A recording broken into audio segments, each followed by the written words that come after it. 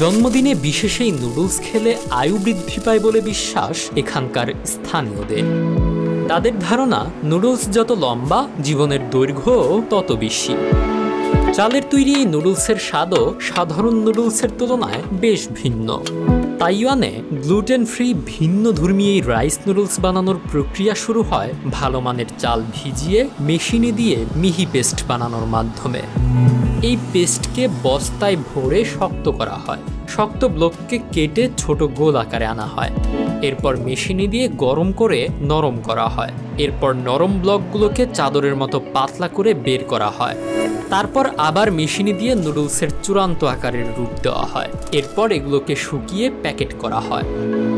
এই বারবার প্রক্রিয়াজাত হওয়া ধাপের কারণে নুডলস সিদ্ধ করলেও ভাঙে না, বরং নরম থাকে এবং মচমচে লাগে। প্রিমিয়াম রাইস নুডলসের দাম প্রতি 500 গ্রামে 50 থেকে 100 তাইওয়ানিজ ডলার, যা বাংলাদেশি মুদ্রায় 200 থেকে 400 টাকা। আমাদের ভিডিওগুলো ইন্ডিয়া থেকে দেখছেন মোহাম্মদ মাহাদি, সৌদি আরব থেকে দেখছেন আকাশের তারা, সৌদি আরব থেকে আরও দেখছেন রিপন চৌধুরী, আসিফ ইকবাল খান দেখছেন সৌদি আরব মদিনা থেকে এবং মোহাম্মদ আব্দুল আজিজ দেখছেন কাতার থেকে। আপনি কোথা থেকে দেখছেন তা জানিয়ে দিন কমেন্ট বক্সে। তাইওয়ানে এই নুডলস এতটাই জনপ্রিয় যে দেশটির হোসিনসা শহরকে বলা হয় রাইস নুডলসের রাজধানী।